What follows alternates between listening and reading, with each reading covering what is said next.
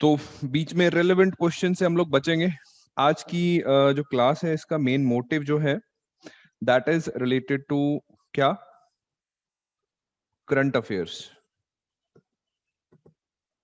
समसामयिक मुद्दे। तो करंट अफेयर्स में मीडियम क्या आपका, आपका आपका भाई अभी भी आवाज नहीं आ रही? बैक एंड पे है कोई? अमन मैम?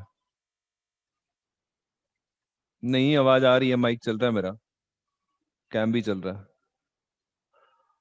जिनको नहीं आ रही है ठीक है, ठीक है। तो ठीक है जी। तो आज बेसिक मोटिव ये है कि करंट अफेयर्स का हम लोग समझेंगे कि इनका इम्पोर्टेंस क्या है हमारे इधर, है ना, क्यों इतने महत्वपूर्ण है करंट अफेयर पढ़ने। दूसरा कारण कि अगर इतने इम्पोर्टेंट हैं तो कैसे पढ़ने हैं, कैसे पढ़ने हैं, कहाँ से पढ़ने हैं, सोर्सेस क्या है, कितना टाइम देना है। इतना कम समय हमारा बचा है प्रीलिम्स के लिए, अगर ये हरियाणा वाले अपनी बात पे टिके रहे तो वाकई बहुत कम समय बचा है। उस कम समय में हम लोग अखबार पढ़ें, मैगजीन पढ़ें, कैसे पढ़ें, क्यों ना पढ़ें, तो वो सारी चीजें देखेंगे। और एट द एंड मैं थोड़ा सा आपको हाइलाइट्स दिखाऊंगा कि ये पिछले हफ्ते की खबरें थी और इनमें से ये न्यूज हमारे काम की थी। ठीक है जी। तो ऑडिबल हूं मैं अभी, मुझे पता लग गया ऑडिबल हूं। अब मेरी बात सुनिए जरा ध्यान से। पहले आपको सिलेबस मालूम है, पैटर्न आपको पता है, पेपर का देखा होगा आपने, फिल तो नहीं किया अभी तक? कर दिया? आपने भी कर दिया? इधर से किया किसी ने एग्जाम फिल अभी? वैसे तो हम लोग तो लास्ट डेज में किया करते थे, एक दो दिन बचते हैं जब। कोई नहीं, अभी थोड़ा सा आराम से करना, 5-10 दिन सोच के करना, क्योंकि ऑप्शनल सब्जेक्ट चूज करना है आपको। वहां पे ऑप्शनल जो है वो, जिनको बहुत क्लैरिटी है ऑप्शनल वो तो ले लेते हैं, कुछ लोग कंफ्यूज्ड हैं, तो अभी थोड़ा सा एनालिसिस के लिए आपको समय चाहिए। बाकी जैसे जैसे क्लैरिटी ऑफ थॉट आती रहेगी हम लोग अप्लाई करते रहेंगे, अभी खुला टाइम इन्होंने दिया है। तो चलिए, बेसिकली पेपर में जो मेन हर्डल हमारे पेपर में होने वाली है दैट इज कि हमारे ना कोर सब्जेक्ट्स हैं कुछ। कौन से कोर सब्जेक्ट्स हैं? मैं बहुत बार इनकी बात करता हूँ कि कोर सब्जेक्ट्स हैं जो कि हमारे प्री, मेंस, इंटरव्यू हर जगह पे काम आएंगे। वो कोर सब्जेक्ट्स हैं just like Indian polity is, है ना, पॉलिटी माने कॉन्स्टिट्यूशन। फिर जिसकी क्लास कल हो भी रही थी आपकी, पॉलिटी के बाद अगर मैं बात करूं तो हरियाणा वाले हिस्ट्री से ठीक ठाक क्वेश्चन पूछते हैं। इतिहास, इतिहास भी तीनों तरीके का, हमारा प्राचीन इतिहास, एंशिएंट हिस्ट्री, है ना, मिडिवल मध्यकालीन भारत का, और मॉडर्न जो हमारा फ्रीडम स्ट्रगल रहा। और मॉडर्न में कुछ और भी हुआ था, दैट वाज सोशल रिफॉर्म्स बहुत हुए थे, राजा राम मोहन राय आए, भक्ति मूवमेंट आई, गुरु नानक, सिख जो रिलीजन है उनका हिस्ट्री है। तो वहां पे हरियाणा का भी अलग से इतिहास है। थोड़ा बहुत जो चीजें नेशनल हिस्ट्री पढ़ते हैं हम लोग मिस कर देते हैं, तो एक बड़ा टॉपिक है। देन आता है जी ज्योग्राफी। ज्योग्राफी इज भूगोल। देन ज्योग्राफी भी सभी तरीके की आएगी, फंडामेंटल ज्योग्राफी भी आएगी। फंडामेंटल से हमारा मतलब क्या है कि जो दिख रहा है एट प्रेजेंट आपको, इन्वायरमेंट दिख रहा है, बाहर धूप दिख रही है, हवा चलती दिख रही है, कभी बारिश होती है, कहीं पे स्नोफॉल होता है, वो क्यों होता है ना। इधर को जाएं तो माउंटेन्स है, वेस्टवर्ड जाएं तो थार आ जाता है, डेजर्ट आ जाता है, क्यों आ जाता है?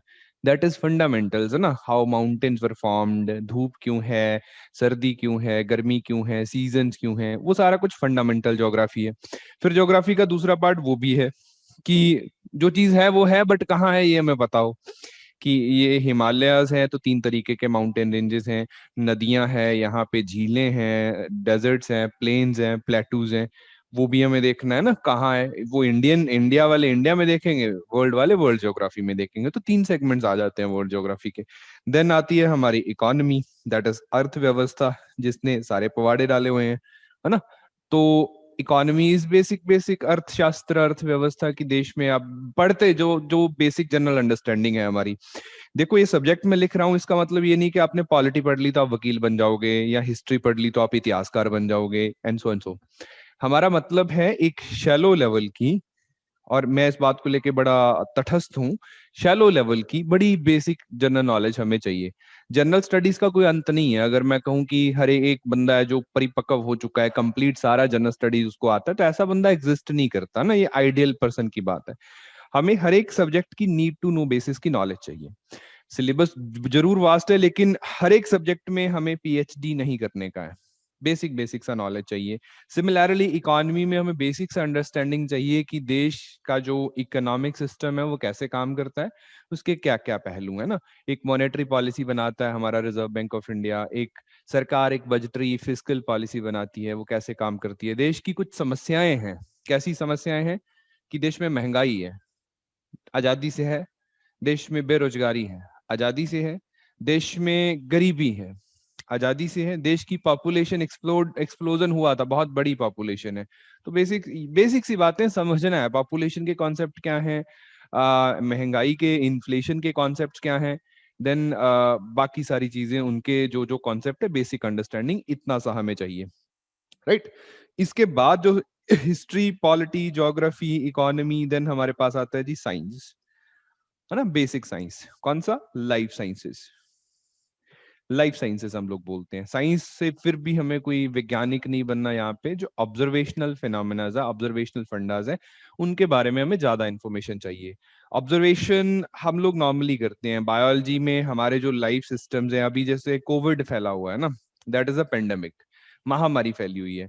तो यहाँ से बेसिक से अंडरस्टैंडिंग क्या निकलती है, इवन ये करंट अफेयर भी है और ये साइंस का टॉपिक भी है, कि वायरस को लेके हम इतने चिंतित क्यों हो जाते हैं, है ना। वायरस के लिए दवाइयां नहीं है, वैक्सीन ही क्यों बनता है, तो वैक्सीन कैसे काम करता है, वैक्सीन क्या बला है, राइट। बेसिक साइंस के टॉपिक्स हैं, इतनी सी अंडरस्टैंडिंग हमें हर एक टॉपिक से चाहिए। अगर अगर आप सोचो कि मैं कोविड का इलाज ही ढूंढ लूंगी पढ़ पढ़ के, तो वो एक मुश्किल काम हो जाएगा हमारे लिए।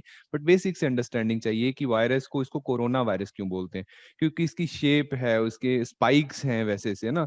स्पाइक प्रोटीन क्या होता है, वो किस तरीके से सेल रिसेप्टर में एंटर करता है, फिर वो सेल्स में कैसे यूज करता है, क्यों हम कहते हैं कि वायरस तो जिंदा ही नहीं होता, वायरस तो मरा होता है, वो बॉडी में जाके जिंदा होता है। बेसिक से कॉन्सेप्ट है।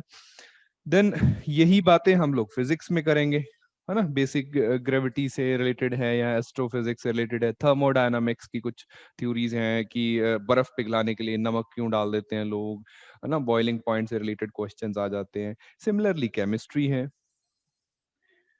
वोट डालने तो जाते होगे, आपने वोट डाला होगा, है ना। ऑब्जर्वेशनल केमिस्ट्री की अगर मैं बात करूं, तो बहुत सारी चीजें जो हम केमिस्ट्री में भी ऑब्जर्व करते हैं, शायद आप ध्यान नहीं देते हो। तो हम वोट डालने जाते हैं तो फिंगर पे इंक लगाते हैं, मिटती नहीं है। कौन सी इंक होती है, सिल्वर ऑक्साइड तो नहीं होता। सिल्वर नाइट्रेट का एक सॉल्यूशन होता है, सिल्वर नाइट्रेट का सॉल्यूशन होता है। क्वेश्चन ये नहीं है, क्वेश्चन ये है कि वो मिटता क्यों नहीं है। इट्स कॉमन क्यूरियोसिटी, है ना। ये शायद किसी किताब में भी ना हो। एलपीजी गैस जो है हमारे कोरोसिव सब्सटेंस होता है, इसलिए नहीं मिटता वो। तो हाँ, आपके घर में गैस सिलेंडर्स या जो भी पाइपिंग से गैस आती है, हम पढ़ते हैं कि उसमें ब्यूटेन प्रोपेन वगैरह का कुछ प्रोपोर्शन होता है एलपीजी वगैरह में। हरियाणा वालों को तो प्यार है, पिछले दोनों पेपर्स में डाला है इन्होंने एलपीजी का कंपोजिशन। तो उसमें चलो कॉम्पोजिशन जो भी हो, लेकिन वो ऑर्डरलेस होता है, गंध नहीं आती, गंधहीन होता है वो। तो फिर हमारे तो घर में लीक होती है तो पूरे घर को पता लग जाता है, तो क्यों। उसमें जो ज्वलनशील, जो फ्लेमेबल गैसेस हैं, ब्यूटेन प्रोपेन, वो जलती हुई भी और वैसे भी वो स्मेल नहीं क्रिएट करती, गंध नहीं आती उनकी। तो लीक होने के लिए स्पेशली हम उसमें डालते हैं ऑर्डिनेंट, एथिल मरकैप्टेन बोलते हैं उसको। जनरल अंडरस्टैंडिंग है। हुई ना घर में गैस लीक, तो कभी सोचा नहीं हमने कि ऐसा कुछ हो सकता है। सो बेसिक बेसिक साइंस, ये यही सब्जेक्ट्स हैं जो बेसिकली हमें पढ़ने हैं। थोड़ा सा और एडिशन अगर मैं करना चाहूँ यहाँ पे, तो हम ज्योग्राफी के साथ हल्का सा एनवायरनमेंट पढ़ते हैं, एंड साइंस के साथ थोड़ी सी टेक्नोलॉजी पढ़ते हैं। टेक्नोलॉजी से हमारा मतलब है कि अभी रिसेंटली मार्स पे कितने मिशन हम लोग भेज रहे हैं, है ना। नासा ने भेज दिया मार्स 2020, वहां पे लैंड कर गया, ऑक्सीजन बनाएगा। यूएई ने भेज दिया होप के नाम से, एक दुबई ने ना होप। चाइना ने Tianwen-1 भेजा है। उससे पहले हम लोग मून पे विक्रम शिप्रम सब कुछ लैंड करवा के बैठे थे। एक लैंडर होता है, एक रोवर होता है, एक ऑर्बिटर होता है, गोल गोल घूमता है, क्यों मार्स के पीछे पड़े हैं। तो ऐसे ना कई बार मैचिंग क्वेश्चन, ये यही तो करंट अफेयर है जिनकी मैं बात कर रहा हूँ। This these are the current affairs ना। तो टेक्नोलॉजी, या कई बार डिफेंस में हमारे डीआरडीओ वगैरह हैं, कुछ नए वेपन सिस्टम लॉन्च करते हैं, मिसाइल्स लॉन्च करते हैं। इंडियन एयरफोर्स कोई नया ड्रोन खरीदती है, तो दैट इज अ टेक्नोलॉजी। या कई बार हम लोग बायो टेक्नोलॉजी के फील्ड में, जैसे अभी कुछ वायरस का लफड़ा चल रहा है, तो हम लोग वैक्सीनेशन बना रहे हैं, वहां पे लोग नई नई टेक्नोलॉजीज लगा रहे हैं। जैसे मोडर्ना का वैक्सीन है, वो एमआरएनए टेक्नोलॉजी को यूज करता है। तो that is a topic for us, और वो करंट अफेयर का टॉपिक है। राइट। तो इस तरीके की चीजें हमें पढ़नी है। ये सिर्फ प्री में ही नहीं, ये हमें मेंस, इंटरव्यू, सब जगह पे हेल्प करने वाली है। अब व्हेन इट कम्स टू की डिवाइडिंग लाइन क्या है, अब मैंने शुरू करा संविधान से और मैं खत्म कर रहा हूं एमआरएनए पे। डिवाइडिंग लाइन क्या है कि कौन सी चीज आप समझोगे कि ये बेसिक है, कौन सी चीज आप समझोगे कि ये बेसिक नहीं है, ये तो मेरा करंट अफेयर है। कौन सा ऐसा एस्पेक्ट होगा कि यस मुझे ये तो किताब से पढ़ना है या मेरे सब्जेक्ट की नॉलेज होगी वहां से इकट्ठा करूंगी, और कौन सी चीजें हैं जो सिर्फ और सिर्फ मुझे न्यूज़पेपर या मैगजीन या करंट अफेयर की क्लास में मिल सकता है।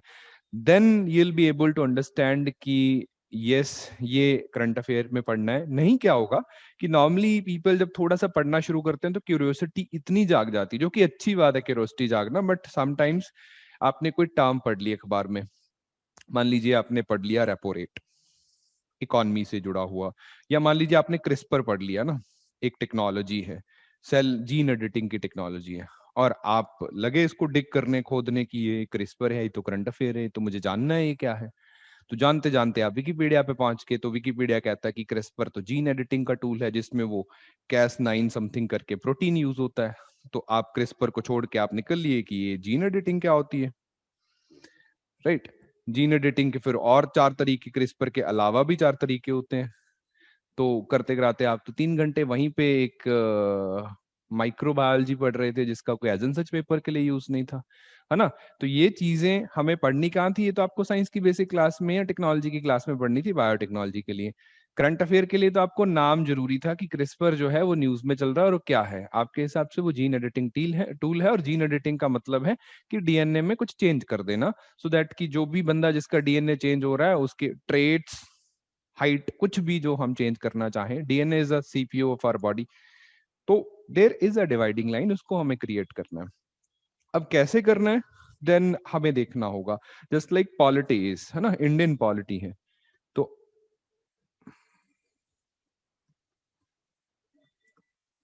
क्या है, संविधान है हमारा।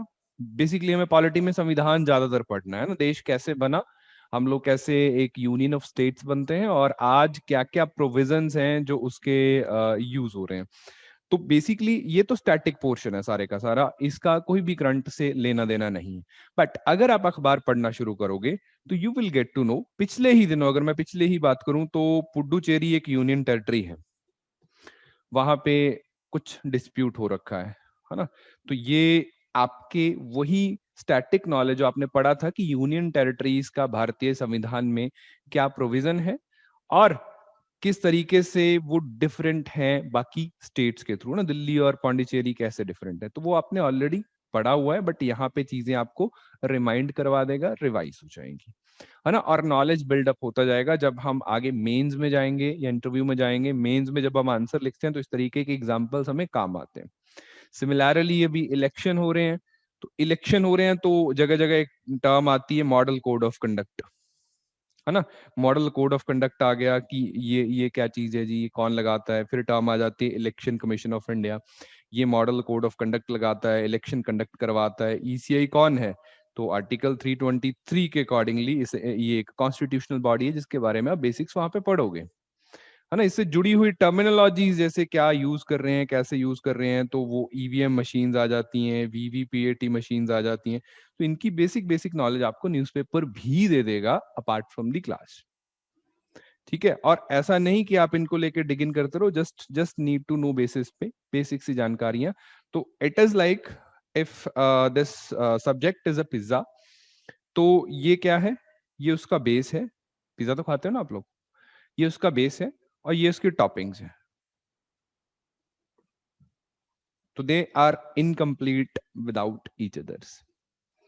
ये थोड़ा सा डिफरेंट लग रहा है। आप ज्योग्राफी की बात करते हैं, है ना। सिमिलरली ज्योग्राफी क्या है, मैंने आपको बताया ज्योग्राफी क्या है। It is about basic fundamentals, it is about physical appearances of the certain certain bodies and उनकी लिस्टिंग्स। बट करंट अफेयर्स जब हम पढ़ते हैं, न्यूज़पेपर पढ़ रहे हैं, मान लीजिए पिछले हफ्ते एक न्यूज थी, क्या न्यूज थी कि डेमोक्रेटिक रिपब्लिक ऑफ कॉन्गो में कुछ हत्याएं वगैरह हो रही हैं, और कारण क्या है कि वहां पे जो माइनिंग होती है और उसको लेके डिस्प्यूट चल रहा है लोकल मिलिशिया और उनकी सरकार के बीच। तो बहुत बड़ा एक वायलेंस और राइट्स की सिचुएशन, सिविल वॉर की सिचुएशन वहां पे बनी हुई है तो ये खबर एज एन सच तो पेपर में आनी बनती नहीं है, बट व्हेन इट कम्स कि आप पढ़ रहे हो, तो जब भी हम लोग न्यूज़पेपर पढ़ते हैं तो ज्योग्राफिकल लोकेशंस हमें बिल्कुल ध्यान देनी होती है। ज्योग्राफिकल लोकेशंस ऐसी लोकेशंस जो रिपीटेडली न्यूज में रहती हैं।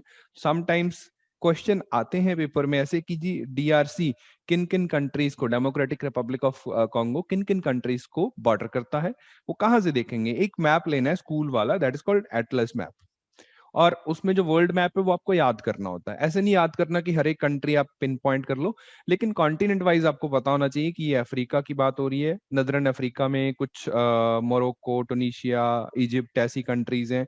सदर्न साइड जाऊंगा तो वो South Africa, Angola, that Swaziland, Lesotho ऐसी कुछ कंट्रीज हैं। मिडल में आऊंगा तो Central African Republic, Kenya, Tanzania, Uganda ऐसी कंट्रीज हैं। सिमिलरली यूरोप की मैं बात कर लूँ ना, तो थोड़ा सा पिक्चर क्लियर होनी चाहिए। यूरोप में नदरन साइड देखेंगे तो जैसे कि नॉर्वे, स्वीडन, फिनलैंड ऐसे कुछ देश आते हैं। सदर्न साइड आएंगे यूरोप के तो वो स्पेन, इटली वगैरह कंट्रीज आ जाती हैं। वेस्ट पे जाएंगे तो नीदरलैंड्स आ जाता है। ईस्ट यूरोप में आएंगे तो वो मैसेडोनिया जैसे, ग्रीस जैसी कंट्रीज आ जाती हैं। सिमिलरली एशिया में है, वेस्टर्न एशिया देखते हैं तो वो टर्की शर्की वैसे, सऊदी अरेबिया, इजराइल ऐसे देश आ जाते हैं। वेस्ट में जाऊंगा तो North Korea, South Korea, Japan आ जाएंगे। साउथ ईस्ट जाएंगे तो नीचे इंडोनेशिया आ जाएगा। नदरन में जाएंगे तो रशिया आ जाएगा। ऐसे सी क्लैरिटी आ जाएगी। एक दिन में नहीं आएगी, लेकिन 8-10 दिन, 15 दिन में आप मैप देखते रहोगे तो आपको पता लग जाएगा किस कंट्री की बात हो रही है, तो लगभग कहाँ होगी ये लगभग पता होना चाहिए। जब जिस लोकेशन की न्यूज आ रही है, कई बार क्या होता है कि कुछ वाटर बॉडीज की न्यूज आ जाती है। जैसे सोमालिया एक देश है ना, सुना होगा, फिल्मों फिल्मों में देखा होगा आपने। सोमालिया एक देश है, वहां के लोगों का कॉमन धंधा है जहाज लूटना। तो वो लूटे रखते हैं एक आध, और खबरों में बने रहते हैं। खबरों में बने रहते हैं तो हमारे लिए चिंता का विषय बन जाते हैं। तो क्या क्या चिंता का विषय बनते हैं कि आसपास की कुछ वाटर बॉडीज हैं। अब समुद्री जहाज लूटेंगे तो समुद्र तो चाहिए ना, तो वहाँ कौन से सागर हैं? कि कोई कहता है जी रेड सी है, अरेबियन सागर है, तो पता होना चाहिए कि वाटर बॉडीज कौन सी है। वो करंट अफेयर्स हमें पैच इन करते रहते हैं। ज्योग्राफी में आप एक बार देख लोगे तो चीजें निकल जाएंगी, लेकिन जब आप रोजाना, क्वेश्चन ज्यादातर उन चीजों पे आता है जो न्यूज में बनी रहती हैं। क्वेश्चन ज्यादातर उन चीजों पे आता है, उन कॉन्सेप्ट्स पे आता है जो न्यूज में बने रहते हैं। जैसे अब रिसेंटली हम बहुत बार देख रहे हैं कि आइसबर्ग्स टूट रहे हैं, है ना। अंटार्कटिका में एक बड़ा सा आइस शेल्फ टूटा और वो मूव कर रहा है। तो ये आइस शेल्फ्स कैसे बनते हैं, कैसे टूटते हैं, किन एरियाज में कैसे मूव करते हैं? टाइटैनिक डूबा था ना, डूबा था ना टाइटैनिक। कहाँ डूबा था? वो तो देखा है ना, पोज बना के फोटोज भी क्लिक करवाई है सभी ने। तो फिल्म भी देखी होगी, सुना होगा नहीं तो, 1914 के आसपास टाइटैनिक डूबा था। क्यों डूबा था? आइसबर्ग टकरा गया था। तो अगर आप वर्ल्ड मैप में देखेंगे, आज शायद हमारे पास मैप कहीं ना कहीं होगा, मैं ढूंढ लेता हूँ। यहाँ से जा रहे थे ना वो, कहाँ से? यूके, बताओ, फिल्म तो देखी सभी ने। यूके से इधर को जा रहे थे कुछ अमेरिका को, तो वो समवेयर हेयर डूब गया, इस कुछ एरिया में डूब गया। अब यहाँ पे आइसबर्ग कैसे आए? एक मिनट, मेरा पेन नहीं चल रहा। यहाँ कहीं जाके डूब गया, तो यहाँ से आइसबर्ग कैसे आ गया बेचारा? आइसबर्ग तो कहीं ऊपर टूटा होगा, या तो वो कहीं नॉर्थ पोल से टूटा होगा, या साउथ पोल से टूटा होगा, या किसी ग्रीनलैंड के आसपास टूटा होगा। तो इतनी दूर, कितने मतलब 1000 नॉटिकल माइल्स वो कैसे ट्रेवल करके आ गया? तो क्या रहा होगा? करंट्स रही होंगी। ओशियन में करंट्स चलती है ना, ठंडी करंट्स, गर्म करंट्स, तो करंट्स रही होंगी। तो कौन सी करंट्स आती है यहाँ पे? लेब्राडोर करंट आती है ना, तो वो लेब्राडोर लेके आती है ठंडे आइसबर्ग्स को। वही अगर मैं सदर्न वाइज जाऊं, अब जो बात हो रही है ज्यादातर अंटार्कटिका से टूट रहे हैं, तो सदर्न साइड से कौन कौन सी करंट्स हैं जो उन आइसबर्ग्स को लेके आती है? ज्योग्राफी में अब करंट्स एक बार पढ़ दोगे, 15 मिनट का टॉपिक है, लेकिन वो करंट अफेयर्स उनको जिंदा रखेंगे आपके दिमाग में, बार बार आपको दिखा के। और नॉर्मली क्वेश्चन ऐसे पूछे जाते हैं, ऑब्जर्वेशन के बेसिस पे क्वेश्चन पूछे जाते हैं। सीरियसली ऑब्जर्वेशन के बेसिस पे क्वेश्चन पूछे जाते हैं। एक बार पंजाब पीसीएस में क्वेश्चन आया था, पा मूवी देखिए, देखी होगी पा मूवी, या सुना होगा इसके बारे में। अमिताभ बच्चन छोटे बच्चे का एक रोल कर रहा है, उसको एक बीमारी थी। इन्होंने ये पूछ लिया कमबख्तों ने कि उसको कौन सी बीमारी थी। सीरियसली 2014 पीसीएस का पेपर उठा के देखना, उन्होंने सिंपली क्वेश्चन पूछा है कि कौन सी बीमारी थी, प्रोजेरिया थी। राइट। तो हिच की मूवी देखिए, रानी मुखर्जी को कौन सी बीमारी थी? सारी फिल्मों की बीमारियां नहीं याद करनी, but observations, right. Torrid syndrome था वो, हिचकी जो की आवाज करते हैं, टॉरेट सिंड्रोम बोलते हैं उसको, राइट। ऑब्जर्वेशंस, कुछ भी देख रहे हो, general studies are everywhere. So is true with the current affair, so is true with your general understanding. यहाँ आते हो, दो फायर एक्सटिंग्विशर लगे हुए हैं, दोनों कोनों पे लगे हुए हैं इसी कमरे में जिसमें आप बैठे हो। क्या कंपोजिशन होता है फायर एक्सटिंग्विशर का? ऑब्जर्वेशन है ना। सिमिलरली हमें न्यूज को ऑब्जर्व करना है, जो चीजें ऐसी सी पूछी जा रही हैं उसको बेसिक्स के साथ लिंक करना है। ज्योग्राफी है तो ज्योग्राफिकल लोकेशंस के साथ लिंक करेंगे। अगर कोई कॉन्सेप्ट की बात हो रही है, मान लीजिए कोई कोई साइक्लोन आता है, बहुत से बार खबरें आती हैं कि जी जापान में ऐसा सा टाइफून आ गया, वहां पे विली विली आ गया, टॉर्नेडो आ जाता है ना। तो वो इस एरिया में बना, इसमें नहीं बना। तो उसका एक जनरल ऑब्जर्वेशन पैटर्न होता है कि कुछ कुछ एरियाज है जहाँ पे ज्यादा फ्रीक्वेंट आते हैं, कुछ कुछ एरियाज है जहाँ पे नहीं आते हैं। जैसे कि इंडिया की बात करूं तो बे ऑफ बंगाल में ज्यादा आते हैं, अरेबियन सी में कम आते हैं। क्यों आते हैं? रीजन है, पूछा जा सकता है, ज्योग्राफी में भी पढ़ोगे। लेकिन जब बार बार हर गर्मी ऐसा होता है तो वहां से ये चीजें आपको करंट अफेयर बताएंगे। That is why they are more more significant, you know. तो इसके अलावा जैसे आर्ट एंड कल्चर है, आर्ट एंड कल्चर, चलो हिस्ट्री का तो न्यूज़पेपर से कम सिग्निफिकेंस है, लेकिन आर्ट एंड कल्चर या कुछ एक्सकेवेशंस होती हैं। अपने देश में ना एक डिपार्टमेंट है, they are called Archaeological Survey of India, ASI। चम्मच लेके खुदाई करते हैं लोग कि आर्टफैक्ट्स ना टूट जाए नीचे से। तो कभी कभार चम्मच से भी कुछ ना कुछ मिल जाता है, ढूंढने से हम लगे ही रहे तो इनको कुछ ना कुछ मिलता रहता है। कि हरियाणा में गए, वहां पे राखी गढ़ी एक साइट है आपके इधर ना, तो वहां पे इनको बहुत बड़ा कुछ मिला, 6-6 फीट लंबे कंकाल मिले हैं कि इतने लंबे ह्यूमंस हुआ करते थे, बीड्स मिल गए बहुत सारे। तो ऐसी एक्सकवेशंस होती रहती हैं जो कि अपने आप को हिस्ट्री से लिंक करती हैं। कई बार वो हिस्ट्री नई नई चीजें में हमें बता देते हैं जो कि हमारी बुकलेट्स में नहीं लिखी हुई, क्योंकि तब हमें पता नहीं थी हिस्ट्री के बारे में। तो ऐसे क्वेश्चंस यहाँ से बन जाते हैं। कई बार कोई डांस फैक्ट्स की बात होती है ना। कभी भी मोदी जी नॉर्थ ईस्ट जाते हैं तो वो सींगों वाली टोपी पहन लेते हैं। नॉर्थ ईस्ट में इस तरीके के फेस्टिवल्स होते हैं, राइट। नागालैंड में एक फेस्टिवल होता है, क्या नाम है उसका? मणिपुर में एक फेस्टिवल होता है, क्या नाम है उसका? वो झूमर सी टोपी क्यों पहनते हैं जाके वहां पे? तो ऑब्जर्वेशन है। न्यूज न्यूज वो इंफॉर्मेशन हमें लेके आएगी वहां से। Art and culture is also linked. कई बार कुछ पेंटिंग्स होती हैं। इस बार एक थोड़े दिन पहले, मतलब लॉकडाउन में एक स्टोरी थी कि कुछ पेंटर्स थे बिहार के जो लॉकडाउन की वजह से जॉबलेस हो गए। तो उन्होंने एक टेक्निक लगाई। टेक्निक क्या थी कि उन्होंने अपनी जो भी पेंटिंग्स वो किया करते थे, उन्होंने उनको मास्क पे करना शुरू किया। तो पेंटेड मास्क बनाने शुरू करे, तो अच्छा खासा उनका रोजगार शुरू हो गया। वो कौन सी पेंटिंग्स थी? That was Madhubani paintings. Newspaper था। अब आप बोलोगे ये तो आर्ट एंड कल्चर का टॉपिक है। मधुबनी पेंटिंग्स है ना। Question can easily be asked कि मधुबनी पेंटिंग्स किस स्टेट से बिलोंग करती हैं, क्या जानर है उनका? ज्यादातर वो नेचर की पेंटिंग्स बनाते हैं, और बिहार का जो दरभंगा का रीजन है वहां की पेंटिंग्स है। कहाँ से आया? आर्ट एंड कल्चर से भी आया, लेकिन इधर से आपको एक एक रिवीजन का सेंस मिल गया।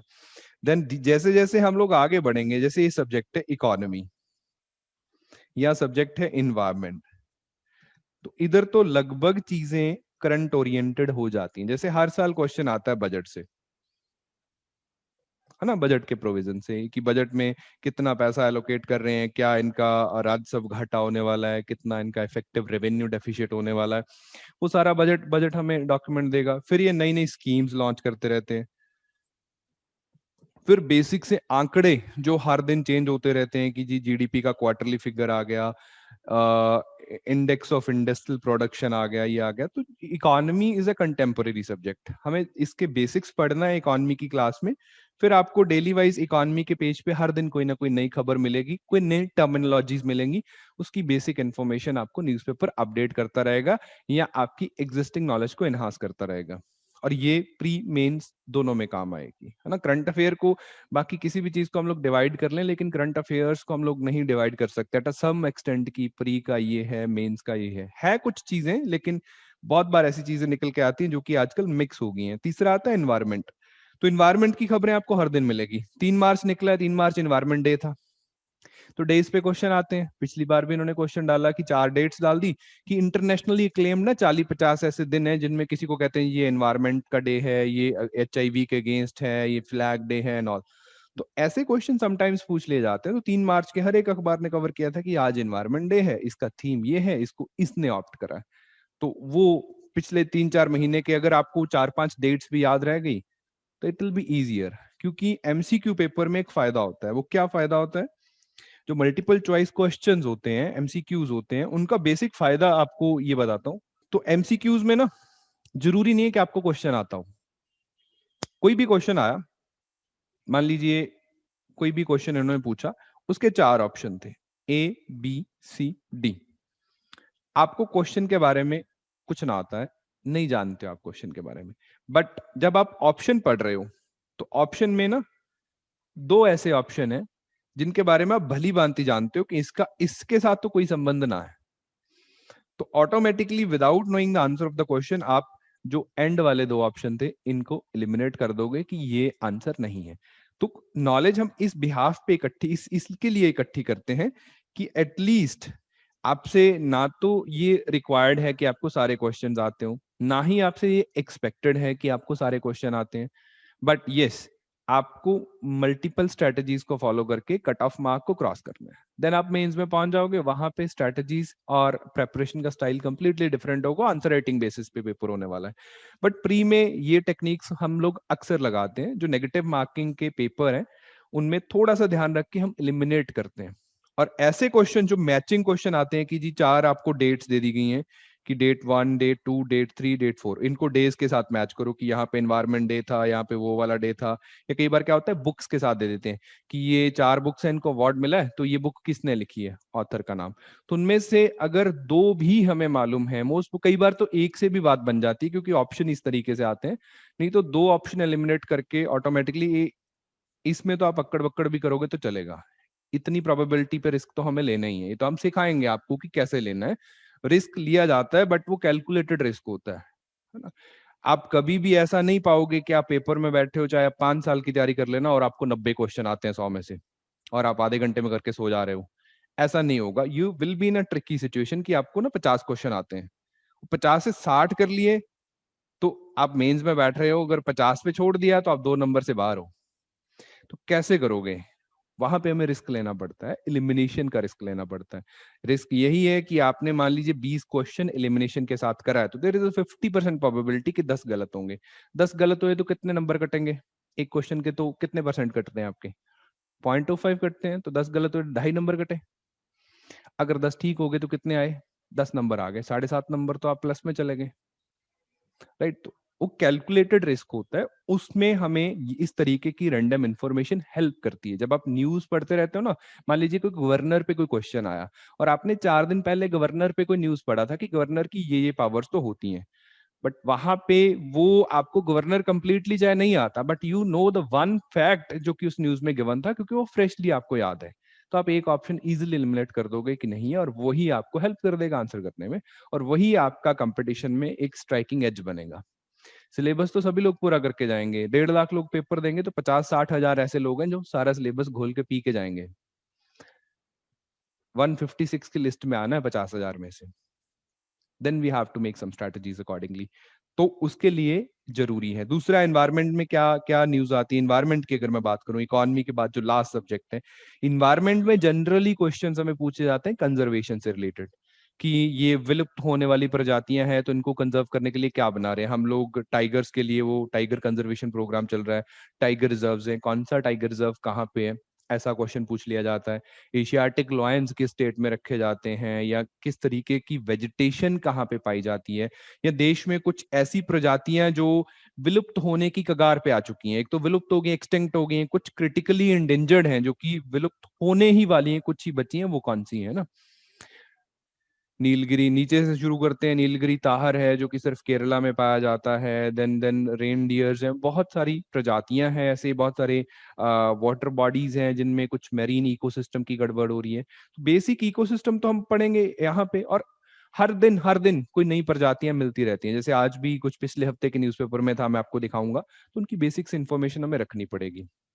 उससे क्या होगा कि दोनों चीजें आपकी स्ट्रांग हो जाएंगी। बेसिक्स तो चल ही रहे हैं, बेसिक्स आप क्लास में भी करोगे, साथ ही साथ करंट्स जो हैं बेसिक्स पे टॉपिक्स का काम करेंगे, और बाय चांस बेसिक कहीं मिस हो गया, करंट आपको हेल्प कर देगा वहां पे पेपर सॉल्व करने के लिए। तो this is the overall significance of current affairs. अब पढ़ना कैसे है, सिंपल सा क्वेश्चन है कि करंट अफेयर पढ़ने कैसे। करंट अफेयर है क्या, आप क्या समझे इतनी राम कहानी में से, what is current affair exactly. Written syllabus मैंने आपको 6 सब्जेक्ट दिखाए, इनके साथ मिलता जुलता क्या खबर में चल रहा है, उसके कुछ पहलू आपको पता होने चाहिए, दैट इज करंट अफेयर, है ना। कि गवर्नेंस पॉलिटी के सेक्टर में क्या चल रहा है जी, ज्योग्राफी के से रिलेटेड न्यूज क्या है। अगर थोड़ा सा मेंस की बात करें तो सोसाइटी की भी खबरें हम लोग पढ़ लेते हैं, लेकिन अभी थोड़ा सही समय नहीं है, उनको हम लोग मेंस के टाइम एक बार कंपिलेशन में देख लेंगे। कोई इकोनॉमी की स्कीम्स आ रही हैं, इन्वायरमेंट की कंजर्वेशन की पॉलिसीज आ रही हैं, गवर्नमेंट की कोई नए नए लॉज बन रहे हैं। पॉलिटी बेसिक से एक बार पढ़ लिया, लेकिन नए लॉज है। अभी अभी क्या बात कर रहे हैं हम लोग कि ओटीटी प्लेटफॉर्म्स जो हैं, ओवर द टॉप प्लेटफॉर्म्स जैसे अमेजॉन प्राइम हो गया, नेटफ्लिक्स हो गया, Z5 है, तो ओटीटी प्लेटफॉर्म्स को रेगुलेट कर रही है सरकार, है ना। तो ये है तो कहीं ना कहीं गवर्नेंस का काम, लेकिन पॉलिटी की किताब में तो ऐसा लिखा नहीं हुआ, क्योंकि किताब तो 1.5 साल पहले छपी थी। तो इनको तो हमें करंट से ही कवर करना है कि ओटीटी को रेगुलेट करने के लिए कौन सी मिनिस्ट्री है, मिनिस्ट्री ऑफ ब्रॉडकास्टिंग है, कौन सी एसोसिएशन है, अगर करेगी तो कौन से एक्ट के अंडर ऐसी पावर्स दी गई हैं, वो सारे का सारा काम करंट से हमारा करने वाले हैं, राइट। तो मिक्सचर बिल्कुल है, लेकिन बेसिक्स हम वहीं पे पढ़ते हैं, और हर एक करंट अफेयर को इतना डीप जाके नहीं पढ़ा जाता कि आप उसमें मास्टर बन जाओ। मतलब अगर आपको किसी वकील को रिप्लेस करना पड़ जाए कोर्ट में उस मुद्दे पे, तो आप उसको भी रिप्लेस कर दो जाके कि नहीं मैं बताता हूँ जज को, मुझे तुमसे ज्यादा पता है, ऐसा नहीं। सिर्फ जितना काम का है, नीड टू नो बेसिस, उतना समय पढ़ना है, ठीक है जी। सोर्सेस, सोर्सेस क्या रहेंगे हमारे करंट अफेयर्स के, उनकी मैं बात करूंगा। सोर्सेस, तो बेसिक सोर्सेस रहेंगे जी, सबसे प्राइम जो बात, शायद ये बहुत क्लीशे बात है कि मुझे यही बताना है, आप जानते ही हो कि दैट इज अ न्यूज़पेपर। यही बेस्ट सोर्स है ना। बाकी जितनी भी इसके बाद वाली चीजें हैं, कोई आप किसी वेबसाइट पे जाओगे, आप किसी टेलीग्राम पे जाओगे, आप किसी यूट्यूब चैनल पे जाओगे, आप एन नंबर ऑफ कहीं भी चले जाइए, उसने जो करंट अफेयर आपको पढ़ाना है वो कहाँ से आ रहा है, वो मैगजीन से आ रहा है ना। तो सॉरी, न्यूज़पेपर से आ रहा है। तो हमें बेसिकली एक न्यूज़पेपर फॉलो करना है। जो इंग्लिश मीडियम वाले बंधु हैं वो इंडियन एक्सप्रेस फॉलो करेंगे। चलो एक ऑप्शन और दे देता हूँ, द ट्रिब्यून फॉलो कर लेना। दोनों में से एक लोकल होना चाहिए, स्टेट की खबरें आनी चाहिए हरियाणा की उसमें, है ना। एक डिस्क्लेमर है कि द हिंदू नहीं पढ़ना है, राइट। क्यों नहीं पढ़ना है उसकी बात करेंगे। देन जो हिंदी वाले लोग हैं, इंग्लिश वालों के लिए मैंने बता दिया, जो हिंदी वाले लोग हैं वो पढ़ सकते हैं जी दैनिक जागरण। दैनिक जागरण अगर नहीं आता आपके एरिया में, तो जैसे दिल्ली का जो दैनिक जागरण आता है ना, गुड़गांव, करनाल, पानीपत, सोनीपत, इस एरिया में तो अच्छा न्यूज़पेपर आता है। यहाँ कभी कभार ये गड़बड़ करते हैं, तो इस एरिया में आप क्या कर सकते हो, या तो ट्रिब्यून हिंदी आता है, ये भी पढ़ सकते हो, नहीं तो दैनिक जागरण बेसिक खबरों के लिए रख लेना। और सिर्फ एडिटोरियल पढ़ने के लिए आप जनसत्ता फॉलो कर सकते हो। जनसत्ता भी हिंदी का अच्छा न्यूज़पेपर है, but for the editorials only. Local खबरें इसमें नहीं आती, हरियाणा की आती हैं तो कम आती हैं, ठीक है। सोर्स क्लियर हुआ जी। द हिंदू इसलिए नहीं पढ़ना क्योंकि आजकल जैसा सा नेचर ऑफ क्वेश्चंस आ रहा है, इवन मैटर ऑफ फैक्ट मैं तो यूपीएससी के लिए भी द हिंदू के अगेंस्ट हूँ। जैसा सा नेचर ऑफ क्वेश्चन आ रहा है, वहां पे सरकार को क्रिटिसाइज करने का जो स्कोप है हमें वो बहुत कम है। ऐसे क्वेश्चन पूछे ही नहीं जा रहे जिन पे आपको सरकार को क्रिटिसाइज करना पड़े, या आपको एटलीस्ट मौका दिया जाए कि आप यस यहाँ पे बोलो खिलाफ बीजेपी के। तो वो सिस्टम नहीं है पिछले, आप even even matter of fact पिछले 6 साल के पेपर उठा के देखिए, नहीं है। तो बड़े जनरल लेवल के क्वेश्चन आते हैं जिनमें हमें डाइवर्सिफाइड पॉइंट ऑफ व्यू की आवश्यकता होती है। द हिंदू जो है वो ज्यादा एंटी एस्टैब्लिशमेंट, एंटी गवर्नमेंट और कुछ चीजों पे बहुत एग्जेजरेट करके चीजों को लिखता है। पहले ठीक हुआ करती थी, अब भी ऐसा नहीं कि खराब न्यूज़पेपर है, लेकिन समय ज्यादा वेस्ट होता है और मुद्दे की चीजें कम कम निकलती हैं। तो इंडियन एक्सप्रेस इसके मुकाबले में अच्छा है। एक तो इसमें एक एक्सप्लेन सीरीज आती है, वो भी कभी कभार हमें ठीक ठाक नॉलेज दे जाती है, और इंग्लिश इसकी इजी है रेदर देन द हिंदू, और टॉपिक्स की कवरेज ज्यादा डाइवर्सिफाइड है और दोनों तरीके के व्यूज हमें मिल जाते हैं। So is true with the Tribune as well, local खबरें ये भी कवर करता है। द हिंदू हम लोग नहीं पढ़ेंगे। अब इसके अलावा और क्या? हाँ, अब आप पूछोगे कि नोट्स बनाने हैं इसके, तो वो कैसे बनाए नोट्स? नोट से आप क्या समझते हो? What do you understand by notes? Writing a gist, वाह, gist is a nice word. somebody said summary, Hindi वाले बोलेंगे सारांश। अगर जागरण आ जाए तो अच्छी बात है, अगर जागरण नहीं आता तो कोई लोकल खबर, कोई भी हिंदी, जैसे ट्रिब्यून है, दैनिक भास्कर है, उसके साथ एडिटोरियल जनसत्ता के पढ़ लेता। अखबार खबरों में कोई अंतर थोड़ी ना होता है, न्यूज तो लगभग आ ही जाती है, न्यूज तो लगभग आपको मिल जाएगी। जो अखबार वाले न्यूज घर पे नहीं बनाते हैं, ये एडिटोरियल घर पे बनाते हैं, कॉलम्स अपने हिसाब से लिखते हैं। खबरें तो जहां पे जो हो गया कि पुडुचेरी में सरकार गिर गई तो गिर गई, वो दैनिक जागरण वालों की भी गिरेगी, जनसत्ता वालों की भी गिरेगी, हिंदू में भी गिरेगी, एक्सप्रेस में भी गिरेगी। बट उसको लेके जो पर्सपेक्टिव है वो इनका डिफरेंट हो सकता है कि ये वहां पे ऐसा हो रहा है, डेमोक्रेसी की हत्या हो रही है, कोई बोलेगा नहीं नहीं ये कांग्रेसी भ्रष्ट थे, या सो एंड सो, है ना। वो ओपिनियन ज्यादा मैटर करता है, मेंस में हमें काम आएगा, प्रीलिम्स में तो चलो हमें बेसिक्स इन्फॉर्मेशन है वो मिल जाएगी। तो न्यूज तो सेम ही होता है, एडिटोरियल्स की मैं बात कर रहा था। तो नोट्स कैसे बनाने हैं, जिस्ट कैसे बनाना है, समरी कैसे बनानी है, तो यहाँ पे कुछ शायद आपको ऑड लगे, बट नोट्स नहीं बनाने हैं, न्यूज़पेपर के नोट्स नहीं बनाने हैं, है ना। आपने न्यूज़पेपर पढ़ना है, अगर आपको लगे कि ये बहुत ही हिलेरियस पीस ऑफ इंफॉर्मेशन है, उसकी कटिंग करके चिपका लो अपनी कॉपी में, हाईलाइट करके। समय नहीं है ना हमारे पास नोट्स बनाने का, मैं कितना टाइम देना चाहता हूँ? मैं कहता हूँ कि आप दिन में 1 घंटा दीजिए, जिसमें आपने अखबार भी पढ़ना है, थोड़ी सी मैगजीन भी पढ़नी है, 1 सवा घंटा। अगर दिन में आप 6 से 7 घंटे सेल्फ स्टडी पे लगा रहे हो, तो उसमें से 1 घंटा न्यूज़पेपर को देना है, राइट। तो 1 घंटे में अगर आप हर एक चीज का, हर एक उसका नोट्स बनाने बैठोगे कि ये जेम्स बॉन्ड हुआ करता था, ये एक्टर था, वो मर गया, इसका नाम लिखो, देश लिखो, वगैरह वगैरह, लेडी गागा एक पॉप स्टार है, इसका कुत्ता गुम हुआ, इसने किया, लिखो, वगैरह वगैरह ना। सोमालिया के गुंडों ने एक जहाज लूट लिया, ये जहाज वहां से यहाँ जा रहा था, वो अखबार में लिखा हुआ already, just you have to go through it. कैसे करेंगे? नोट्स, नोट्स के बिना बात तो बनेगी नहीं।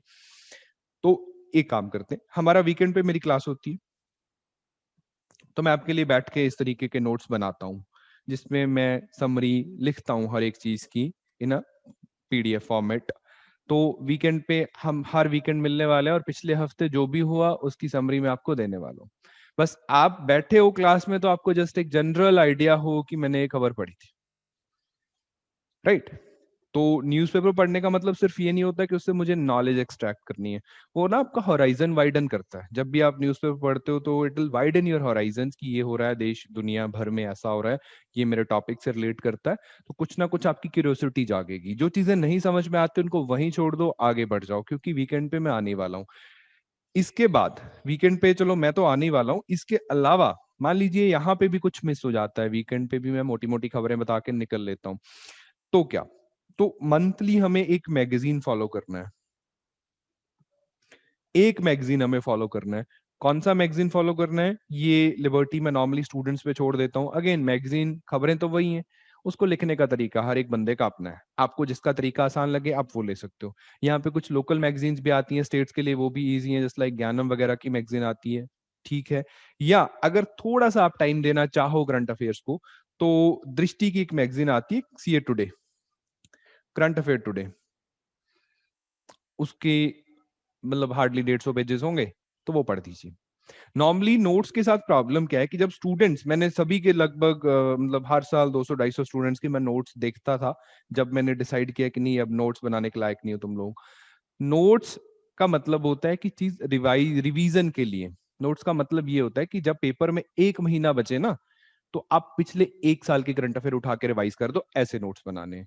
मान लीजिए आपने 10 पेज पढ़ा, तो 10 पेजेस को एक पेज में समराइज कर दो, और वो एक पेज ऐसी इंफॉर्मेशन हो जो कि वाकई आपके लिए जरूरी है। मैं नोट्स में, मान लीजिए मैंने एक शब्द लिखा कॉपी में 2012, आपके लिए ये 4 डिजिट्स हैं, बट मेरे लिए इसका एक पैराग्राफ मीनिंग हो सकता है, राइट। मान लीजिए मैं कुछ सुनामी पे नोट्स बना रहा था, और सुनामी की कॉन्सेप्ट के बाद मैंने सिर्फ ये लिख दिया कि वो 2012 मूवी में जो हुआ था, बस मुझे याद है, मुझे तो याद है, मेरे नोट्स का आपके लिए मतलब नहीं है, है ना, पर्सनली है। अब मैं एक पैराग्राफ यहाँ पे समराइज करके बैठ गया, राइट। तो नोट्स पर्सनलाइज्ड होते हैं, नोट्स होते हैं रिवीजन के लिए। तो रिवीजन मान लीजिए आप, बहुत सारे स्टूडेंट मैंने देखा जब करंट अफेयर पढ़ते हैं तो दिन के ना 15-15 पेजेस के नोट्स बन जाते हैं। एक दिन के 10 पेज बना दिए, 15 पेज बना दिए।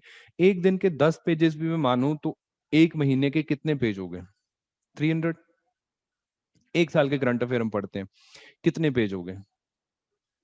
3600। और एक महीना पहले रिवीजन शुरू करना है, 2 महीने पहले रिवीजन शुरू करना है, तो 3600 पेज कैसे पढ़ेंगे हम 60 दिन में?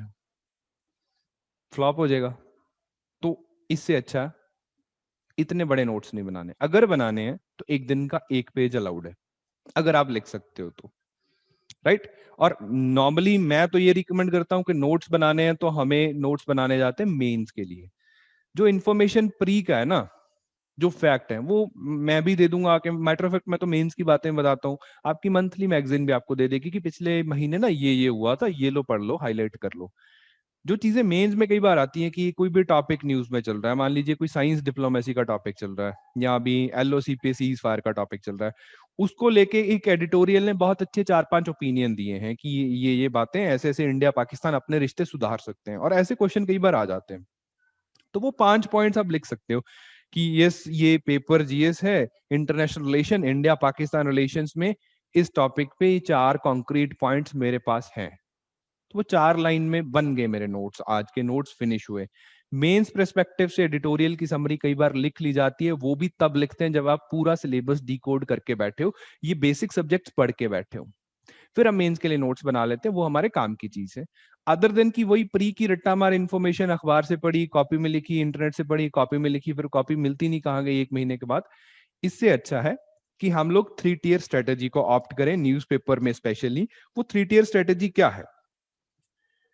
पहला टियर आता है खुद से न्यूज़पेपर पढ़ना है। सोर्स मैंने आपको बता दिया कौन से वाला पढ़ना है, खुद से न्यूज़पेपर पढ़ना है। दूसरा टियर आएगा कि मेरी वीकली क्लास लगानी है। वीकली क्लास में क्या हो रहा था, इस न्यूज़पेपर में जो एक हफ्ते में हुआ उसकी समरी। फिर क्या करना है, मंथली मैगजीन पढ़नी है। इसमें क्या हो रहा था, तो अब डेली न्यूज़पेपर पढ़ रहे हो, उसका एक हफ्ते के बाद रिवीजन हो गया।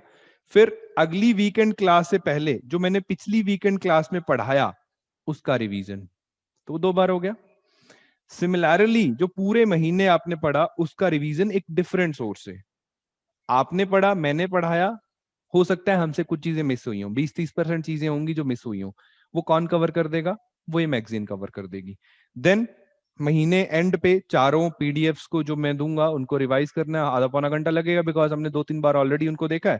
फिर आप अपनी मंथली मैगजीन उठाइए, 10 दिन 12 दिन में उसको पढ़ दीजिए, और उसको डिफरेंट हाइलाइटर से हाईलाइट करते रहिए। सिर्फ ऐसी चीजें हाईलाइट करनी है, उसको हरी पीली नहीं कर देना सारी को, सिर्फ ऐसी चीजें हाईलाइट करनी है जो आपको लगता है कि मैं भूल जाऊंगा या भूल जाऊंगी आने वाले दिनों में, ये मुझे याद रखनी है, उसको हाईलाइट करिए। जब रिवाइज कर रहे हो वही आपके नोट्स हैं, जब भी रिवाइज करो मैगजीन उठाओ, हाईलाइटेड पोर्शन पढ़ो और आगे निकल जाओ। एक साल की मैगजीन्स या जितनी भी, जब तक आपका प्री नहीं होता उतनी मैगजीन्स अपने पास रखनी है स्टोर करके। जब पेपर होगा, पेपर से 15-20 दिन पहले करंट अफेयर्स वहीं से हम लोग करेंगे। और ऐसी कोई इन्फॉर्मेशन जो आपको लगे कि एक्स्ट्रा है बट मैगजीन में नहीं है, तो यूज स्टिकर्स, स्टिक कर लो, पेज चिपका लो, है ना, खाली, और भर दो उसको चाहे कुछ भी, लेकिन एक ही सोर्स होगा और संभाल के रखोगे। कॉपीज भरने का कोई फायदा नहीं है, स्पेशली इतने शॉर्ट पीरियड ऑफ टाइम में। अब मान लीजिए आप व्यस्त ही बहुत है, न्यूज़पेपर पढ़ नहीं पाए, अलाउ हो जाता है, एक हफ्ते में 2-3 दिन मिस हो जाते हैं समटाइम्स, आया नहीं, रिश्तेदार आ गए, मूड नहीं था, मिला नहीं, पढ़ा नहीं। तो उस दिन आप क्या कर सकते हो, शाम को नॉर्मली बहुत सारी ऐसी वेबसाइट्स हैं, नॉर्मली यूट्यूब को तो अवॉइड करिए करंट अफेयर्स के लिए, बिकॉज यूट्यूब जो है फ्लडेड है, बहुत सारा कंटेंट है और लोग एक ही टॉपिक को लेके खींच देते हैं व्यूज बढ़ाने के लिए नॉल। तो इससे अच्छा कुछ वेबसाइट्स हैं जैसे कि इनसाइट्स है, इनसाइट्स ऑन इंडिया, वो हर दिन के न्यूज की समरी डालते हैं शाम को, है ना। या आईएएस बाबा है, या आईएएस पार्लियामेंट है, ये है सप्लीमेंट्स। सप्लीमेंट समझते हो? नॉर्मली न्यूट्रिशन की दुनिया में सप्लीमेंट शब्द ज्यादा यूज करा जाता है। सप्लीमेंट्स माने कि अगर ये खाना है, इफ दिस इज अ मील, तो दिस इज अ सप्लीमेंट। कब होता है? जब आप डॉक्टर के पास जाते हो कि मैं बड़ा थका थका महसूस करता हूँ, टांगों में दर्द होता है, उठा नहीं जाता, सोया नहीं जाता, तो वो कहता है कि ये चलो तुम मल्टीविटामिन की गोलियां खा ले। उसका मतलब ये नहीं होता कि खाना छोड़ के मल्टीविटामिन पे जीने लग जाओ। उसका मतलब ये होता है कि जब खाने में न्यूट्रिशन की कमी आए तो 15 दिन ये गोलियां खा लो, आपका न्यूट्रिशन पूरा हो जाएगा। सिमिलरली हमें इन सप्लीमेंट्स पे सोलली रिलाय नहीं करना है, हमें उस दिन इनको फॉलो करना है जिस दिन वाकई हम लोग न्यूज़पेपर नहीं पढ़ पा रहे हैं। न्यूज़पेपर पढ़ा नहीं पढ़ा, शाम को 15-20 मिनट में इनको स्क्रॉल करिए, आपको आइडिया हो जाएगा आज के दिन की खबरें क्या थी। तो आपको वो गिल्ट फीलिंग नहीं होगी कि मैंने अखबार नहीं पढ़ा, मेरी प्रेपरेशन नहीं चल रही है। और मैटर ऑफ फैक्ट वीकेंड पे तो हम मिलने ही वाले हैं, वहां पे सारी चीजें क्लैरिफाई हो जाएंगी। तो उनको अवॉइड करना है, क्योंकि वो एक्चुअली चाहे इतनी इंफॉर्मेशन इकट्ठी भी कर लोगे तो रिटेन कैसे रखोगे? बहुत सारे लोग हैं जो कहते हैं योजना पढ़िए, कुरुक्षेत्र पढ़िए, डाउन टू अर्थ पढ़िए, ये पढ़िए वो पढ़िए। मेरा एक ही सवाल है, इतनी इंफॉर्मेशन इकट्ठी करके हम रिटेन कैसे रखेंगे? रिटेन रख भी लिया तो मेंस में तो 200 शब्द लिखने हैं, 5-5 हजार शब्दों का कंक्रीट हम करेंगे क्या? हर एक मैगजीन जरूरी है, डाउन टू अर्थ अच्छी मैगजीन है, इकोनॉमिक एंड पॉलिटिकल वीकली अच्छी मैगजीन है, द इकोनॉमिस्ट अच्छा मैगजीन है, वो लोग तो वाशिंगटन पोस्ट तक पढ़ देते हैं। बट द थिंग इज कि हमें थोड़ा सा कम पढ़ना है, बट अच्छा पढ़ना है। पढ़ेंगे, योजना कुरुक्षेत्र तो हम लोग ऐड करेंगे, लेकिन वो मेंस के टाइम करेंगे, अभी समय ठीक नहीं है। ठीक है, तो एक मैगजीन जो मैं नॉर्मली रिकमेंड करता हूँ दैट इज दृष्टि की है, करंट अफेयर टुडे, लेके देखना, अगर अच्छी लगे तो अच्छी मैगजीन है, उसमें सब कुछ इंक्लूडेड है। नहीं तो कोई लोकल जैसे ज्ञानम की मैगजीन आती है, रट्टा मार फैक्ट्स, इसमें भी ठीक ठाक होते हैं, तो वो एक महीने के करंट अफेयर आपके वहां से कवर कर देगी। ठीक है, तो अब सोर्सेज को लेके अगर कोई डाउट है तो मैं ले लेता हूँ, नहीं मैं थोड़े से टॉपिक्स दिखाता हूँ, देन वी आर फ्री। अभी के लिए हाँ, एक अच्छा सवाल, दैट इज की बैकलॉग्स। हम कह तो रहे हैं एक साल के करंट अफेयर, अब चल रहा है मार्च, जून में पेपर है, बैकलॉग्स का क्या करेंगे? तो बैकलॉग्स को लेके चिंतित नहीं होना। पहली बात, बैकलॉग्स के सारे लेक्चर आपके कोर्स में ड्रॉप कर दिए जाएंगे।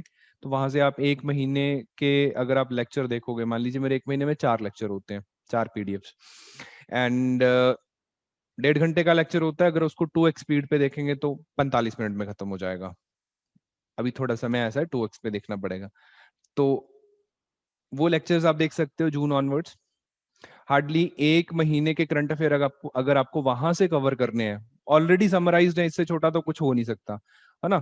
तो एक महीने के करंट अफेयर्स 5 घंटे में पूरे हो जाएंगे, वो कर सकते हो। दूसरा, अगर थोड़ी सी और सेटिस्फेक्शन चाहिए करंट अफेयर्स को लेके, तो एक ना हाफ ईयरली मैगजीन आता है,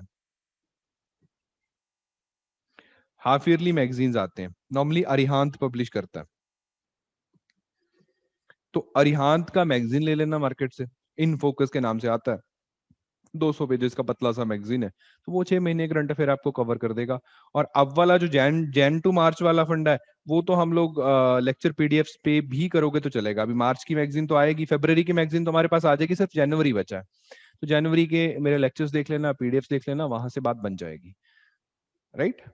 और नॉर्मली फेब्रवरी का जो चीजें रहती है, फेब्रवरी में ज्यादातर बजट का फंडा था, तो बजट हम इकोनॉमी में सेपरेटली पढ़ने ही वाले हैं, इकोनॉमिक सर्वे के बेसिक फैक्ट्स हम पढ़ेंगे ही, या जो भी इस तरीके के आंकड़े या खबरें आई वो मेरी वीकली क्लास में कवर होती हैं। वैसे भी इलेक्शन का टाइम होता है तो न्यूज थोड़ी सी कम ही रहती है अपने देश में, जो इंटरनेशनल न्यूज है वही आ रही है।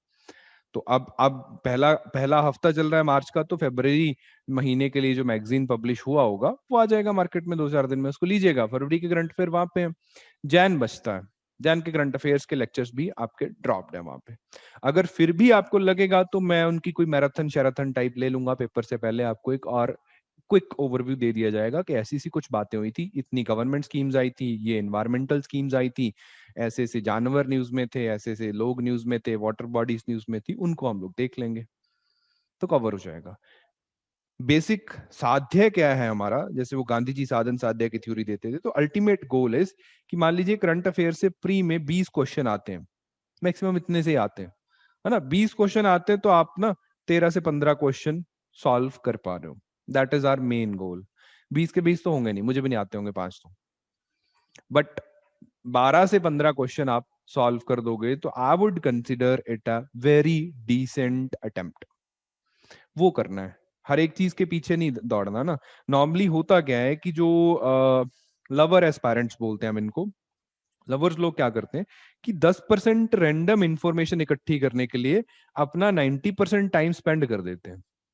तो बस उनके वो 10% क्वेश्चन ही ठीक होते हैं पेपर में, वो बेसिक क्वेश्चंस तक छोड़ के आ जाते हैं, क्योंकि वो उनको लगता है कि यस मुझे बहुत ही शोध करने की आवश्यकता है, जर्नल स्टडीज रिसर्च करने की आवश्यकता है, तो मैं ये कर पाऊंगा। हाँ, रिसर्च करने लायक क्वेश्चन आएंगे, 10% आएंगे, उनको छोड़ना है, देखना तक नहीं है। देखा देखा कि बहुत डीप है, छोड़ दीजिए। जो सिलेक्शन आपका वो 10% क्वेश्चन नहीं करवाएंगे, सिलेक्शन आपका बाकी के 90% को आप कैसे अटेम्प्ट करते हैं वो करवाएगा। And so is true with the current affairs as well, है ना। जो चीजें बहुत ज्यादा डीप बारीकी में माइक्रोस्कोपिक लेवल पे जाके आपको स्टडी करने की आवश्यकता नहीं, जनरल अंडरस्टैंडिंग रखिए तो बात बन जाएगी। ठीक है, जितना सा पढ़ना है उतना सा आपको पढ़ने की आवश्यकता है। तो जस्ट एक क्विक ओवरव्यू मैं आपको दिखा देता हूँ कि पिछले हफ्ते की न्यूज कैसे आई थी। सबसे पहली जो न्यूज 2-3 बार फ्लैश करी न्यूज़पेपर्स में, दैट वाज रिलेटेड टू कि हमने ना सीज फायर जो है एलओसी पे, वो उसकी बात दोबारा शुरू करी है पाकिस्तान पे। तो शब्द क्या है, पहला है जी cease fire. But a cease fire, cease fire एक एग्रीमेंट होता है जिसमें दो देश एग्री करते हैं कि आज के बाद हम गोली नहीं चलाएंगे बॉर्डर पे, फायर सीज हो जाएगा। और दूसरा जो शब्द है यहाँ पे, that is related to LOC, line of control. ये तो फिल्म भी देखी होगी आपने जिसमें सारा बॉलीवुड था। तो एलओसी क्या है, तो लोकेशन वाइज अगर हम बात करें तो ये जो लाइन है, this intermediatory line, this is known as line of control, LOC. ये बाउंड्री बनी थी हमारे 1948 में, जब पाकिस्तान, जब हम आजाद हो रहे थे, इंडिया भी यूनियन बन रहा था, पाकिस्तान भी अपना देश नया बना था, तो उन लोगों ने ना इधर हमला कर दिया था उस टाइम। और जो जम्मू एंड कश्मीर था टोटल, जो एज एन स्टेट उस टाइम था, प्रिंसली स्टेट था, राजा रूल करते थे हरी सिंह। तो वो कहता था नहीं हम तो आजाद रहेंगे ना, हम हिंदुस्तान का पार्ट बनेंगे ना पाकिस्तान का पार्ट बनेंगे। जब पाकिस्तान की तरफ से एक स्पॉन्सर्ड अटैक किया गया तो उसने इंडिया के साथ एक संधि साइन करी, जिसमें उसने बोला कि यस हम लोग अपने आप को सीड करते हैं, इंडियन यूनियन का पार्ट बनेंगे विद सर्टेन कंडीशंस। कंडीशंस क्या थी, वो आर्टिकल 370 में लिखी गई थी कि यस हमारे पास कोई स्पेशल प्रोविजन रहेगा। फिर इंडियन आर्मी ने यहाँ पे जाके पाकिस्तान की इन्वेडिंग फोर्सेस को रोका, और जहां पे एक स्टेटस को मेंटेन हुआ, वो है लाइन ऑफ कंट्रोल, है ना। ये हम क्लेम करते हैं कि गिलगिट बाल्टिस्तान का रीजन है या पाक ऑक्यूपाइड कश्मीर है, वो इंडिया का हिस्सा है, लेकिन एट प्रेजेंटली हमारे कब्जे से बाहर है। तो एलओसी के क्रॉस अक्सर फायरिंग होती रहती है, उसको लेके सीज फायर हम लोग साइन कर रहे हैं। और ये जो लाइन है, इस पे अभी रिसेंट न्यूज चल रही थी, वो गलवान वैली की क्लैशेस हुई थी, या एक्साई चिन, जो यहाँ पे वो लेक है जहाँ जिन्होंने थार ली है वो घूमने जाते हैं, कौन सी, पंगोंग सॉ लेक, है ना। ये जो ओवरऑल बाउंड्री है, इसको कहते हैं line of actual control, LAC. जो चाइना के साथ हमारा बाउंड्री है, पाकिस्तान के साथ जो स्टेटस को बाउंड्री है, वो ये है line of control, this is called line of actual control. Aksai Chin का रीजन 1962 वॉर के दौरान चाइना ने अपने कब्जे में ले लिया था, आज भी हम क्लेम करते हैं, लेकिन चाइना वहां पे बैठा, और यही रीजन है कि उधर क्लैशेस होते हैं, है ना। ये एक डिफरेंट एरिया है, पहले पाक ऑक्यूपाइड का पार्ट हुआ करता था, इट्स कॉल्ड शख्सगाम वैली। लेकिन 1960s में जैसे से हालात पाकिस्तान को दिखे, चाइना से रिलेशन अच्छे करने के लिए उन्होंने ये एरिया चाइना को गिफ्ट कर दिया। और इसी ट्राइंगल के बीच यहाँ पे एक चीज सिचुएटेड है, that is called what, it's, एक मिनट, it's Siachen glacier, Siachen glacier है ना। ये वी शेप्ड वैली है सियाचिन ग्लेशियर। तो इनक्लोज्ड है, इधर से चाइना है, इधर से पाकिस्तान है, इधर से। तो ज्योग्राफिकल लोकेशन हमें क्लैरिफाई हुआ कि एलओसी क्या है, कैसे है। अब जब थोड़ा सा इसको और पढ़ेंगे तो एलओसी जो लाइन है, हमने कब माना, एक्चुअली हमने क्लेम किया कि यस अभी के लिए टेम्परेरी बाउंड्री हमारा यही रहेगा, बाद में सुलझा लेंगे इसको। ये बात 1972 में शिमला एग्रीमेंट में हमने मानी। इंदिरा गांधी प्रधानमंत्री थी, आयूब खान उधर से आए थे, तो शिमला एग्रीमेंट के नाम से हमने माना कि यस हम डिमार्केशन बाद में देख लेंगे, अभी के लिए हमारा बाउंड्री यही है। वो एनजे एक पॉइंट था वहां पे सियाचिन ग्लेशियर वाला, उसको लेके अभी भी डिस्प्यूट बना हुआ है। सिमिलरली कुछ साइंस की न्यूज थी कि नासा का एक आर्म है, जिन्होंने एक अपना पीएसएलवी C-51 रॉकेट को यूज करके एक ब्राजील का सैटेलाइट पोलर ऑर्बिट में छोड़ दिया है। अब ये इसरो ने नहीं किया, ये एक और नई स्पेस कंपनी है देश में, न्यू स्पेस इंडिया लिमिटेड। ये क्या है, ये कमर्शियल वेंचर है इसरो का ही। वैसे तो कमर्शियल का मतलब कि ये पैसे कमाने के लिए काम करते हैं। अब हमने जब से मार्स मिशन छोड़ा है, MOM छोड़ा है 2014 में, उसके बाद इसरो की जो इज्जत है वो बहुत ज्यादा बढ़ गई है कि इनकी कैपेबिलिटीज बहुत है। तो जो ऐसे देश जिनके पास खुद सैटेलाइट बनाने की कैपेबिलिटी तो है लेकिन उसको लॉन्च करने की कैपेबिलिटीज नहीं है, वो हमें बिजनेस जनरेट करके देते हैं कि आप हमारे लिए लॉन्च कर दो। तो ऐसा पहली बार हुआ कि ब्राजील भी ऐसा कुछ सैटेलाइट लॉन्च कर रहा है। तो उसका सैटेलाइट लॉन्च सर्विसेज जो है वो हमारी इसरो की एक private company new space India limited ने दी है। तो बेसिक सा नाम की अमेजोनिया 1 सैटेलाइट किस देश का था, तो ब्राजील का था। हमने किस व्हीकल ने लॉन्च करा, दैट इज PSLV C-51, ये 53rd फ्लाइट था इसका, वो काफी सक्सेसफुल व्हीकल है। तो उन्होंने इतना बड़ा किया। पहले एक एक टाइम था कि जब हमने सबसे ज्यादा PSLV C-51 को यूज करके 124 के आसपास सैटेलाइट्स एक ही गो में ड्रॉप कर दिए थे ऊपर ऑर्बिट में।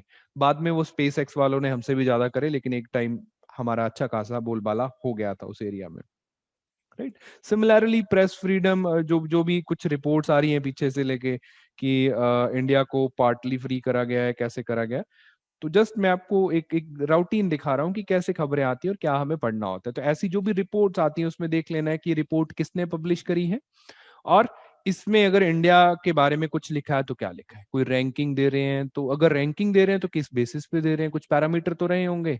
अगर वैसे कोई कैटेगराइजेशन दे रहे हैं तो उसका भी कोई बेसिस इन्होंने लिया होगा। समटाइम्स ये बेसिक क्वेश्चन पूछ लिए जाते हैं कि ये इंडिया के अभी रिसेंटली रैंकिंग आई थी तो किसने दी है, तो वो जी फ्रीडम हाउस ने दी है। और वो पॉलिटिकल राइट इंडिकेटर्स या सिविल लिबर्टी इंडिकेटर्स के बेसिस पे कंट्रीज को फ्री, पार्टली फ्री या नॉट फ्री में बोलते हैं। इंडिया फ्री से पार्टली फ्री में आ गया इसमें। ये क्या है, काइंड ऑफ एन NGO है, अमेरिका बेस्ड। इतनी सी बेसिक जानकारियां होनी चाहिए। भारत में अगर रैंकिंग कंपैरिजन पे आई जाए तो एक बार देख लेना, सारे रैंक तो हम याद नहीं कर पाएंगे, तो इंडिया का रैंक यहाँ पे काफी नीचे है, ऐसा कुछ स्कोर जो है वो नीचे है। और इंडियन एयरफोर्स, ये टेक्नोलॉजी मतलब काइंड ऑफ डिफेंस की न्यूज है कि इंडियन एयरफोर्स ने एक मल्टीनेशनल एक्सरसाइज डेजर्ट फ्लैग में पार्टिसिपेशन किया। अब मल्टीनेशनल एक्सरसाइज है तो हम वहां पे युद्ध की एक्सरसाइज करेंगे, इंडियन एयरफोर्स वैसे पतंग उड़ाने तो जाएंगे नहीं वहां पे, तो एक्सरसाइज करेंगे। तो ये क्वेश्चन आ सकता है कि डेजर्ट फ्लैग क्या था। ऑप्शन में आपको कंफ्यूज कर देंगे कि ये एक नेवी एक्सरसाइज थी, ये एक मिलिट्री की एक्सरसाइज थी, एक एयरफोर्स की एक्सरसाइज थी, या एक हाइब्रिड एक्सरसाइज थी, या साइबर सिक्योरिटी की एक्सरसाइज थी, कुछ भी, है ना, क्योंकि इसके नाम से पता नहीं लग रहा कि क्या है। तो पहला क्वेश्चन यहाँ से आया कि एयरफोर्स की एक्सरसाइज थी, किन किन देशों ने भाग लिया वो देखने लायक बात है। कहाँ पे हुई, तो UAE, यूनाइटेड अरब एमिरेट्स में हुई, ऐसा सा हमें याद करना है। तो ये UAE की एक एनुअल एक्सरसाइज है जी, ये इतना सा हमें याद होना चाहिए। कौन कौन सी कंट्रीज पार्टिसिपेट कर रही हैं, भारत के अलावा 9 और देश हैं, जिसमें ऑब्वियसली UAE तो होगा, USA, फ्रांस है, सऊदी अरेबिया है, साउथ कोरिया, बहरीन है। तो ये लोग पार्टिसिपेट कर रहे हैं। कुछ ऑब्जर्वर भी वहां पे पहुंचे हैं, ग्रीस, जॉर्डन, कुवैत, इजिप्ट। तो इनमें से दो चार याद रह भी जाए तो बहुत अच्छी बात है, नहीं होंगे तो कोई बात नहीं, चल जाएगा। भारत ने ऐसी और भी एक्सरसाइजेज में पार्टिसिपेट किया था, जैसे अमेरिका में रेड फ्लैग हुई थी उसमें किया था, इसराइल ने ब्लू फ्लैग करा था उसमें किया था, ऑस्ट्रेलिया में पिच ब्लैक वॉर गेम्स हुए थे इसमें भी हमने करा था। सारी की सारी एयरफोर्स की थी। मैचिंग क्वेश्चन भी बन सकता है कि रेड फ्लैग कहाँ हुई थी, ये कहाँ हुई थी, ऐसी ऐसी चीजें। ठीक है, फिर हमने कोई सेंटर वेंटर लॉन्च कर दिया। क्या था, सागर मंथन mercantile marine domain awareness centre, MMDAC। तो ये वेसल ट्रैकिंग है बेसिकली, कौन सा शिपिंग वेसल कहाँ से जा रहा है उसका एक वेसल ट्रैकिंग सिस्टम है, कि लॉजिस्टिक्स में हमें आसान हो जाएगा अपना सामान। जैसे हम लोग हमारे जो ट्रक्स में सामान आता है उनको ट्रैक कर लेते हैं ना, सिमिलरली हम हमारी शिपमेंट्स जो सी रूट से आती है उनको इजीली ट्रैक करने के लिए ये ऐसा कुछ सेंटर इन्होंने लॉन्च करा है। किस मिनिस्ट्री ने करा है, कहाँ पे लोकेटेड है, किसकी सर्विसेज देंगे, तो ये हम आसपास की कंट्री श्रीलंका और मालदीव्स को भी इसकी सर्विसेज दे रहे हैं। तो ये kind of an technical diplomacy, उनके साथ अच्छे रिलेशन बनाने के लिए भी ये काम कर रहे हैं, है ना। ऐसी बातें हम लोग मेंस में भी लिख देते हैं कई कई बार, जब आता है कि इंडिया अपने नेबर्स जो रिलेशनशिप्स हैं उनको कैसे सुधार रहा है, तो ये टेक डिप्लोमेसी के थ्रू सुधार रहे हैं। प्री में क्या आएगा कि ये किसने बनाया, इसका क्या मोटिव है, तो ऐसी चीजें। आज मैं ऊपर ऊपर से इसलिए निकाल रहा हूँ क्योंकि पहला दिन है, जस्ट मैं आपको ओवरव्यू दे रहा हूँ। अगले हफ्ते से आपने ऐसी चीजें पढ़नी है वहां पे न्यूज़पेपर में, और मैं इनको डिटेल में वीकेंड्स पे बताऊंगा। कल शाम को 9 बजे क्लास होगी, ये बातें मैं दोबारा करूंगा बट डिटेल में, तो आप वहां पे लगा के देख सकते हो। ठीक है, तो अब एक काम और करा हमने कि लोकसभा टीवी राज्यसभा टीवी अलग अलग टीवी थे, अब भी अलग अलग रहेंगे, लेकिन उनका नाम चेंज करके संसद टेलीविजन हो गया। संसद टेलीविजन 1, संसद television 2, one for Lok Sabha, another for Rajya Sabha. वहां पे जो कुर्सियां जहाज वगैरह फेंकते हैं उनको हम देख सकते हैं, कैसे क्वेश्चन पूछते हैं उनको हम देख सकते हैं। तो ये तो चलो बड़ी बात नहीं है भी एक सेंस में, लेकिन उस सेंस में नहीं है पेपर पॉइंट ऑफ व्यू से। बट एक चीज है कि कमेटी बनाई गई थी, प्रसार भारती के जो चेयरमैन थे उसका नाम था सूर्य प्रकाश।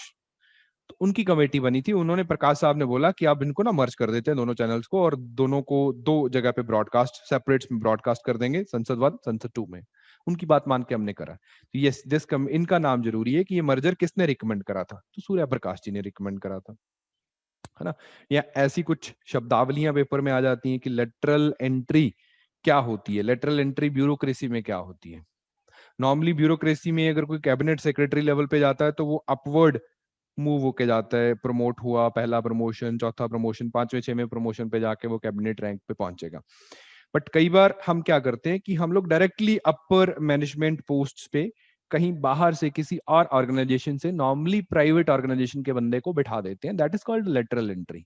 ऐसा इसलिए करा जाता है कि मान लीजिए कोई इंडस्ट्री का डिपार्टमेंट है, मान लीजिए डिपार्टमेंट ऑफ डीपीआईआई है, department for promotion of industry and internal trade है, मिनिस्ट्री ऑफ कॉमर्स का डिपार्टमेंट है। अब जब हम बात कर रहे हैं कि इंडस्ट्री को प्रमोट करना है, और वो जो कैबिनेट सेक्रेटरी हैं वो आईएएस है, बड़े नीचे बैकग्राउंड से आके वो आज कैबिनेट सेक्रेटरी लेवल पे बैठा है, तो उसकी इंडस्ट्री की समझ और रतन टाटा की कंपनी के एक टॉप मैनेजमेंट एम्प्लॉय की इंडस्ट्री की समझ में दिन रात का अंतर है।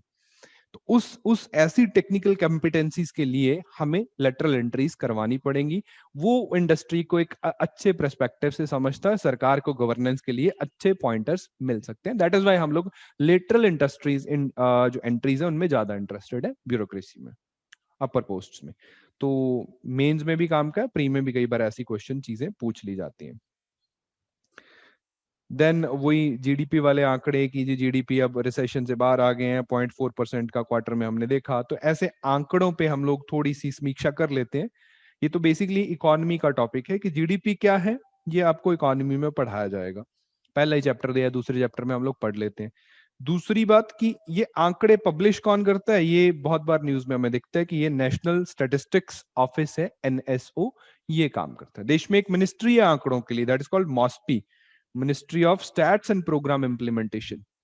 तो मॉस्पी का बेसिक काम ही है कि आंकड़े इकट्ठे करना, कंपाइल करना, रिपोर्ट्स बनाना, चाहे फ्रॉम द कंज्यूमर जो इंडेक्स आता है सीपीआई, जो इन्फ्लेशन का इंडेक्स है, इंडेक्स ऑफ इंडस्ट्रियल प्रोडक्शन में बहुत सारे आंकड़े हैं, एनएसएसओ का सर्वे, देश में कितना कास्ट सेंसस है, वो सारे आंकड़े ये लोग कंपाइल करते हैं। तो जीडीपी का आंकड़ा भी ये देते हैं। मॉस्पी का एक स्ट्रक्चर बेसिक सा पता होना चाहिए, बाकी जो कॉन्सेप्ट है वो हम इकोनॉमी में समझेंगे, है ना, ऐसी चीजें। देन डिस्कॉम्स को लेके न्यूज था कि हमने एक नई ऐप डाउनलोड वो बना दीजिए मिनिस्ट्री ऑफ पावर ने, क्या है, प्राप्ति ऐप। प्राप्ति is payment ratification and analysis in power procurement for bringing transparency and invoicing in generation. ये हमारी सरकार की बहुत अच्छी खासियत है कि एक हिंदी के शब्द की इंग्लिश में फुल फॉर्म कैसे बनानी है, इनके पास एक अलग टीम है। एनी हाउ, आपको पता होना चाहिए प्राप्ति ऐप किसने बनाई है, मिनिस्ट्री ऑफ पावर ने बनाई है। इसका काम क्या है? नॉर्मली हमारे देश में पावर का जो स्ट्रक्चर है वो ऐसे चलता है, अगर मैं दिल्ली और बॉम्बे वगैरह को इग्नोर करता हूं तो नॉर्मली हमारे जो पावर डिस्ट्रीब्यूशन है वो सरकारी है। पावर की प्रोडक्शन तो पावर प्लांट्स में होती है जो कि प्राइवेट भी है, सरकारी भी है, लेकिन जो डिस्ट्रीब्यूशन आपके घर में मीटर लगता है वो ज्यादातर सरकारी ही है, कुछ स्टेट्स को इग्नोर करके। तो क्या होता है कि एक तो पावर जनरेशन है, जनरेट हो रही है पावर, धुआं निकल रहा है, कोयला जल रहा है और टरबाइन घूम रही है, पावर बन रही है, और आपके घर में एसी चल रहा है, इसके बीच का कनेक्शन जोड़ते हैं, है ना। थर्मल पावर से सीधी तार तो आपके घर में नहीं आएगी, तो कैसे आएगी? एक पावर ग्रिड होगा, ग्रिड के बाद एक डिस्ट्रीब्यूशन का नेटवर्क होगा जो आपके घर तक वो वायरिंग सिस्टम करेगा, आपके घर में मीटरिंग करेगा, फिर आपको बिलिंग होगी, आपसे पैसे लेगा। तो वो एक इंटरमीडिएटरी कंपनी होती है जो कि पावर खरीदती है प्रोड्यूसर से, और आपके घर में आपका एसी, टीवी, पंखे चलाती है, राइट। तो वो डिस्ट्रीब्यूशन कंपनीज को हम बोलते हैं डिस्कॉम्स इन शॉर्ट। ये नॉर्मली होती है सरकारी। अब डिस्कॉम्स किस तरीके से इन्होंने पावर जो ग्रिड्स हैं उनसे इलेक्ट्रिसिटी खरीदनी है, उसमें ट्रांसपेरेंसी लाने के लिए प्राप्ति ऐप बनाई है हमने। राइट, समस्याएं क्या आती हैं कि डिस्ट्रीब्यूशन में ये लाइट खरीद तो लेते हैं, बट आगे इनका ट्रांसमिशन में बहुत सारे लॉसेस हो जाते हैं, या लोग मीटर वीटर बंद करते हैं तो इनको लॉस हो जाता है, ये एफिशिएंटली काम नहीं करती, तो हम बहुत बड़ी समस्या में घुसे हैं। हमारा पावर सेक्टर कंप्लीटली घाटे में चल रहा है। कारण क्या है? डिस्कॉम्स, डिस्ट्रीब्यूशन कंपनीज, इसलिए बार बार न्यूज में बनी रहती है। तो इनका स्ट्रक्चर हमें पढ़ना है, इकोनॉमी में भी पढ़ेंगे, करंट्स में जैसे जैसे न्यूज आती रहेंगी इनको साथ साथ कवर करते रहेंगे। राइट, फिर जो ministry of housing and urban affairs है, इन्होंने एक रैंकिंग रिलीज कर दी शहरों की कि ईज ऑफ लिविंग इंडेक्स 2020।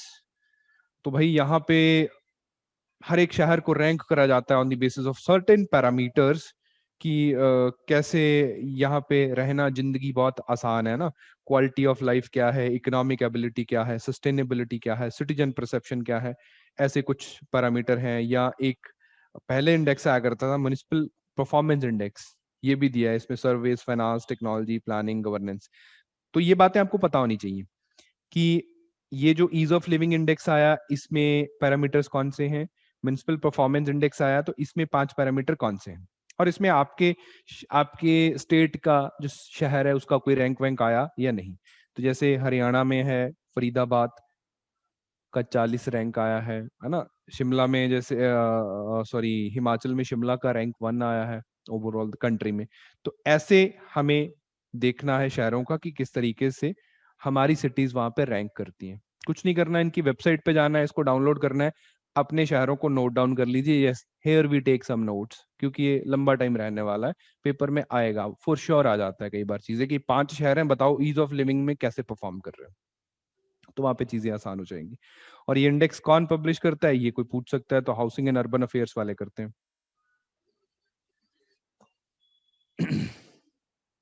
ये दूसरे इंडेक्स की बेसिक्स इंफॉर्मेशन है, तो बस इतना सा पढ़ना होता है। राइट, यूनिवर्सिटीज की रैंकिंग आई है, तो यूनिवर्सिटीज की रैंकिंग किसने दी है, तो ये एक इंस्टीट्यूशन है, कंसल्टेंसी है, उन्होंने दी है। 4 पैरामीटर के बेसिस पे दी है। कौन कौन सी यूनिवर्सिटीज हैं यहाँ पे आया है, तो कुछ इंडिया की यूनिवर्सिटीज है, उनका नाम हमें पता होना चाहिए। राइट, कोई जानवर न्यूज में था, देखो इसके कान कितने खड़े, तो ये भी पूछ सकते हैं इसके बारे में कि न्यूज में चल रहा था भाई, कहाँ रहता था, क्या था, एविडेंसेस मिले हैं। ये इंडियन एक्सप्रेस वाले अक्सर, नॉर्मली जो हमारे सिविल सर्विस एग्जाम हैं, इनके एग्जामिनर इन्वायरमेंट को लेके ज्यादा सेंसिटिव होते हैं। तो इससे रिलेटेड जुड़ी खबरों के बारे में अगर किसी प्रजाति की बात हो रही है, तो हमें पता होना चाहिए कि ये प्रजाति कहाँ पे पाई जाती है, इंडेंजर्ड है तो इसकी कंजर्वेशन के लिए सरकार ने क्या क्या काम किया हुआ है, किस एरिया में पाई जाती है, अगर आपके स्टेट में है तो और भी ज्यादा डीपली देखना है, डिस्ट्रिक्ट वाइज देखना है, वैसे स्टेट वाइज, और कौन से national park, sanctuary, biosphere reserve में इसकी पॉपुलेशन है या नहीं है, नहीं है तो क्यों नहीं है, वो बेसिक से एस्पेक्ट हमें देखने होते हैं। हर महीने दो चार ऐसे अच्छे अच्छे जानवर हम पढ़ने को मिलते हैं। राइट, इंडिया में इसको क्या कहते हैं, कैसे होता है, वगैरह वगैरह, और उनका कंजर्वेशन स्टेटस क्या है। जैसे इंटरनेशनल वो IUCN की रेड लिस्ट आती है, उसमें भारत में वाइल्ड लाइफ प्रोटेक्शन एक्ट है, उसके शेड्यूल 1 में, नॉर्मली उसमें तो शेड्यूल 1 में ही होते हैं सारे, या साइट्स हैं। ये सारी चीजें आप इन्वायरमेंट की क्लास में पढ़ोगे, है ना, बेसिक्स, इन्वायरमेंट की क्लास में बेसिक्स पढ़ोगे क्या कि IUCN रेड लिस्ट का मतलब क्या है, वाइल्ड लाइफ प्रोटेक्शन एक्ट में शेड्यूल्स का मतलब क्या है, साइट्स का मतलब क्या है। तो देन हम लोग देख सकते हैं भारत में क्रिटिकली इंडेंजर्ड में आता है, क्योंकि भारत में ये तो चलो इंटरनेशनल हो गया, दूसरे देशों में इसकी जनसंख्या ठीक हो सकती है। इंडिया में कौन करता है काम, national board of wild life करता है, जो कि मिनिस्ट्री ऑफ एनवायरनमेंट में एक ऑटोनोमस बॉडी है। तो उनके हिसाब से भाई ये क्रिटिकली इंडेंजर्ड है, क्योंकि इधर इनकी पॉपुलेशन कम बची है। तो इसको ठीक करने के लिए हम लोग एक प्रोग्राम चला रहे हैं, that is called integrated development of wild life habitats, जिनमें बहुत सारे और भी जानवरों को इंक्लूड करा गया है, जिनसे अक्सर क्वेश्चन पूछ लिया जाता है। इन्वायरमेंट की क्लास में इन पे एक चैप्टर पढ़ाते हैं हम लोग पूरा, कि ये जी मालाबार सिवेट है, यहाँ पे पाई जाती है, इंडियन रेहिनोसेरस है, ये इधर पाया जाता है, इसके लिए ये है, वो है, वो सारी इन्फॉर्मेशन आपको वहां पे मिलेगी। अभी इनको लेके नहीं बैठना, अभी सिर्फ हमें बस इसका पता करना होता है कि जो अभी न्यूज में चल रहा है वो क्या है। अगर आपने पहले पढ़ा है तो रिवाइज हो जाएगा, अगर नहीं पढ़ा तो हम नोट ले लेंगे उसका। सिमिलरली इन्वायरमेंट से न्यूज है कि एक जानवर है ऑस्ट्रेलिया में, दैट इज कॉल्ड प्लेटिपस। उनके लिए पहली बार कहीं पे कंजर्वेशन एरिया बनाया, सेंचुरी बनाई है, जहाँ पे इनको शिकार विकार करने पे या इनको बचाया जाएगा, ऐसा कुछ। तो ये एक एम्फीबियस है, kind of semi aquatic organism है, जो कि या तो पानी में रहते हैं या पानी के आसपास अपनी बिल बना के, ब्यूरोज बना के रहते हैं। तो ऑस्ट्रेलिया ने इनको प्रिजर्व करने के लिए एक सेंचुरी बनाने का सोचा है। तो ये ही एक लाइन अगर आपको याद रहेगी तो दैट इज इट, कि ये प्लेटिपस क्या होता है। तो ये एक सेमी एक्वेटिक ऑर्गेनिज्म है, ऑस्ट्रेलिया में पाया जाता है, और ऑस्ट्रेलिया ने ही इनको बचाने के लिए एक सेंचुरी बनाई है। बात खत्म। अपने देश में तो होता नहीं है, तो आप दूसरे देश के जानवरों को काहे पढ़ोगे। वर्ल्ड वाइल्ड लाइफ डे था 3 मार्च को। एक ईयर की करनी है मोनिका।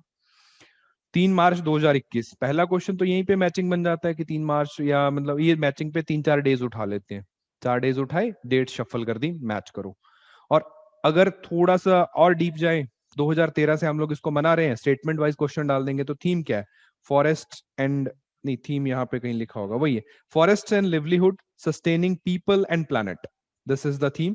थीम इन डेज का हमें याद रखा जाता है। कौन मनाता है? तो वो साइड से एक ऑर्गेनाइजेशन है, that is convention on international trade in endangered species. इन्होंने 1973 ऑनवर्ड्स शुरू करा था। साइट्स कन्वेंशन बनी थी 1973 में। जिस दिन बनी थी उस दिन को कमेमोरेट करते हैं हम लोग, 2013 ऑनवर्ड्स मनाते हैं कि ये वर्ल्ड वाइल्ड लाइफ डे है। हर साल एक थीम रखा जाता है, और वो थीम लगभग किसी ना किसी पेपर में पक्का पूछा जाता है, तो पूछा जा सकता है, राइट। देन चलो, ऐसी बातें तो आप इन्वायरमेंट में भी पढ़ लोगे। कुछ वाइल्ड लाइफ प्लेसेस हैं जिनको हाईलाइट करा साइट्स ने कि इस भारत में देखो। जब ये पूरे अपनी रिपोर्ट पब्लिश करते हैं ना इन्वायरमेंट डे पे, तो उसमें दुनिया के कुछ अच्छे एरियाज जहाँ पे बहुत ज्यादा बायोडाइवर्सिटी है, उनके बारे में लिखा जाता है। तो भारत के भी कुछ नेशनल पार्क्स वगैरह इन्होंने लिख डाले। That is Jim Corbett national park है उत्तराखंड में, रणथंभौर राजस्थान में, गिर गुजरात में, बनरघेटा बायोलॉजिकल पार्क जो है वो कर्नाटका में है, काजीरंगा जो है असम में, किसके लिए फेमस है वो भी लिखा हुआ है। जब आप इन्वायरमेंट पढ़ोगे तो सारे ये ऐसी सारी चीजें याद करोगे, बट इनको ज्यादा फोकस देना है, बिकॉज इनसे क्वेश्चन आने की संभावना ज्यादा है, क्योंकि ये न्यूज में चल रहा था, राइट। तो ऐसे कुछ टॉपिक्स होते हैं हर हफ्ते में, मतलब 15-20 अच्छे टॉपिक्स होते हैं जो हमें पढ़ने होते हैं।